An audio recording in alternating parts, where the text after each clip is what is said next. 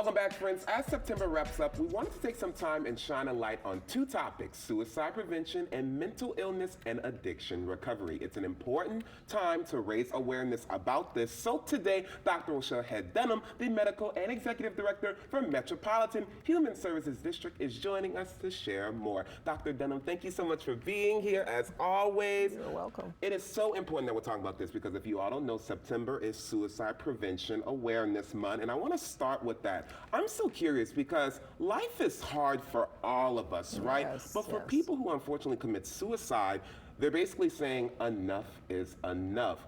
Why are they choosing to do this? What is happening? Yeah, and we do have to keep in mind that it is a choice, whether we live or die, and that is given to us. And people make the decision to end their lives when they are completely at a point of hopeless despair. And what we're seeing as a number one contributor to why people are doing that is the issue of isolation. Isolation and despair going hand in hand, and we're seeing it across the board, that more people are saying, I just can't do this anymore. And because we live in a world where technology gives this false sense of connectivity, and so many people are connected to phones and internet and so Yes. forth, it is not a real experience. You really have to be in connection with another human being in order to have a true relationship.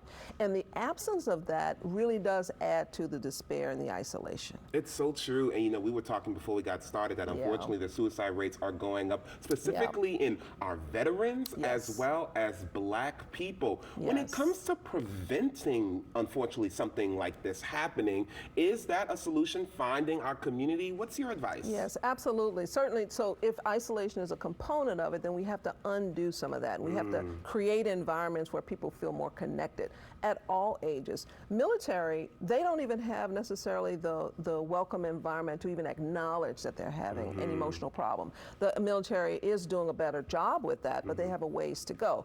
Kids often can't even articulate what it is that they're experiencing enough to have somebody understand that it is at the level of, I really am thinking that I just can't live anymore.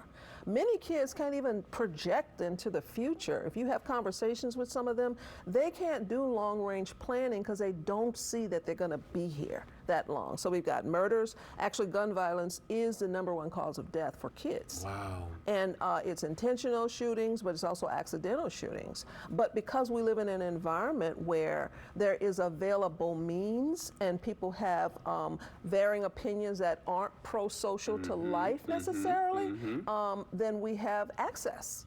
And so what we're seeing is that kids are making those decisions. We are failing them in a lot of ways. That is a shame. We're And we want our failing kids them. to live a long time. We do. Whitney used to say it best. I believe that children are the future and we want them to stick around. Yes. And that's great that not only is it Suicide Prevention Awareness Month, but it's also Mental Health and Addiction Recovery Month. I feel like that is a bigger picture that issue. could possibly lead to that. Let's talk about what this month is all about. So most people are either oblivious to or they don't have the knowledge about what mental illness really is and certainly what substance use disorders are. Now we feel the impact of it because we're hearing people are overdosing, we're hearing people are being arrested because of drug-related behaviors or mental health-related behaviors. We see the criminal justice system overflowing. People call the criminal justice system or the jails the second source or the primary source of mental illness treatment. No treatment in jail, by the way, let me just say that. But they are being housed and they may be getting some medication.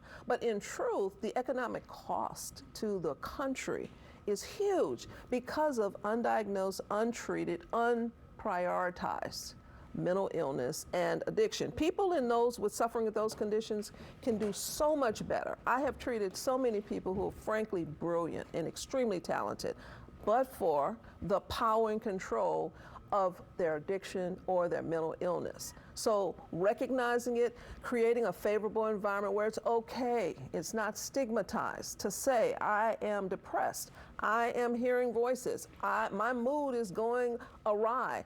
Being able to do that, I am coping by smoking or using or shooting up, I need help. Creating an environment where people can say that comfortably, not be judged, not treated like they are less than persons who don't have those challenges is what Recovery Month is about, raising awareness to that and getting everybody on board. It's so true because it takes more than just one person, because we were Yes. talking about before the break that a lot of times people suffer in silence. You do Yes. not have to do that. Yes. There are resources available right. like MHSD. Exactly. Dr. Rochelle, you know I love you, my sister. Love Thank you you so too. much for being Thank here. you. And look, everybody, if you all want more information about how MHSD can help you out, especially if you have a mental illness, mhsdla.org is their website. And do not forget, if you are struggling with mental health or suicidal thoughts, help is available now. You can call the National Suicide and Crisis Lifeline at 988. It's available 24 hours a day. A powerful conversation we had this morning. We'll be right back with more Great Day Louisiana.